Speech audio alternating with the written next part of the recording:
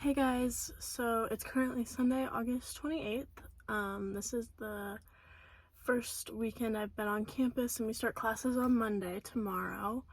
I am currently headed to church this morning, and I know in my last video I talked about doing the Bible reading every day, and I realized that once school starts, that's probably not going to be very well with my time.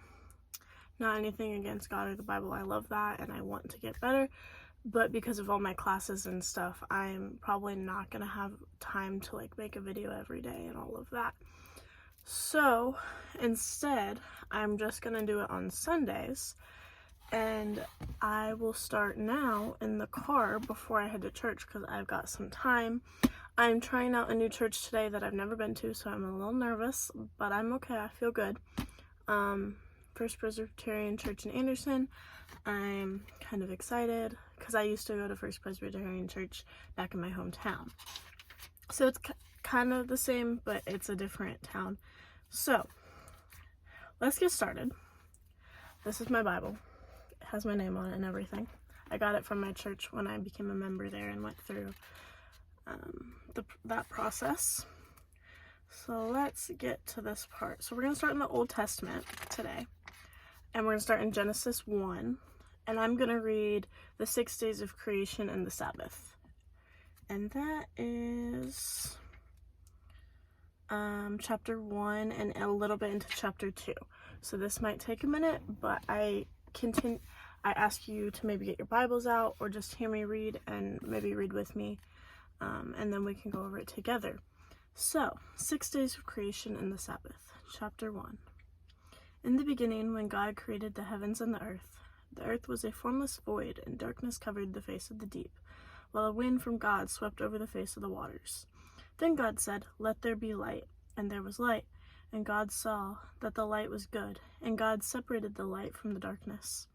God called the light day, and the darkness he called night. And there was evening, and there was morning, the first day.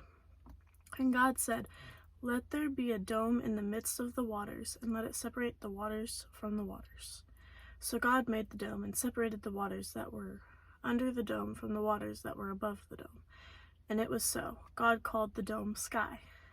And there was evening, and there was morning, the second day. And God said, "Let the waters under the sky be gathered together into one place, and let the dry land appear." And it was so. God called the dry land earth, and the waters that were gathered together he called seas. And God saw that it was good. Then God said, "Let the earth put forth vegetation, plants yielding seed, and fruit trees of every kind on earth that bear fruit with the seed in it." And it was so. The earth brought forth vegetation, plants yielding seed of every kind, and trees of every kind bearing fruit with the seed in it. And God saw that it was good. And there was evening, and there was morning, the third day.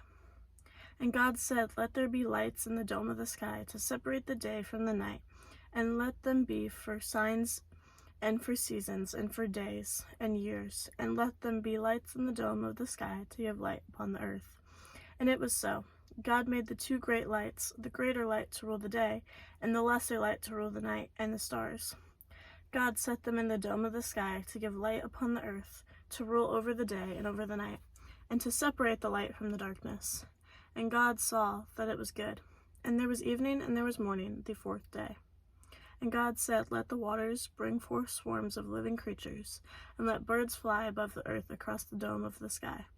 So God created the great sea monsters and every living creature that moves of every kind, with which the waters swarm, and every winged bird of every kind.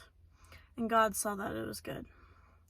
God blessed them, saying, "Be fruitful, and multiply, and fill the waters and the seas, and let birds multiply on the earth." And there was evening, and there was morning, the fifth day. And God said, "Let the earth bring forth living creatures of every kind, cattle and creeping things, and wild animals of the earth of every kind." And it was so. God made the wild animals of the earth of every kind, and the cattle upon every kind, and everything that creeps upon the ground of every kind. And God saw that it was good. Then God said, "Let us make humankind in our image, according to our likeness, and let them have domain over the fish of the sea, and over the birds of the air, and over the cattle, and over all the wild animals of the earth, and over every creeping thing that creeps upon the earth. So God created mankind in his image. In the image of God he created them. Male and female he created them.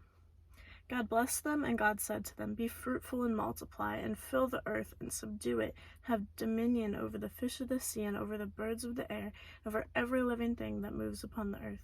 God said, "See, I have given you every plant yielding seed that is upon the face of all the earth, and every tree with seed in its fruit. You shall have them for food.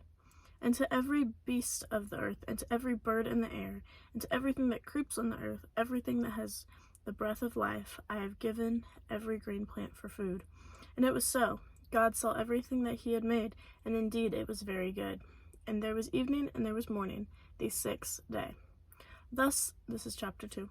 Thus the heavens and the earth were finished, and all their multitude. And on the seventh day God finished the work that he had done, and he rested on the seventh day from so the work that he had done. So God blessed the seventh day and hallowed it, because on it God rested from all the work that he had done in creation. These are the generations of the heavens and the earth when they were created. Okay, so that was the very first story of the Bible. And I think as much as Christians know, that is like the known story, the creation of the earth, the creation of mankind, the creation of everything on the earth, including the earth and the sky and the seas and everything. So thinking about that, it's crazy how God has so much power. And if you like really think about that, I'm just like processing everything with you guys, that he can do anything, and he can do whatever he wants whenever he wants, because he's God and he makes all of the decisions and all of how he wants us to be and the world to be, hopefully. So with that being said, those 7 days are like Monday through Sunday, I guess you can say, Sunday being the rest day, Sunday we going to church and all of that.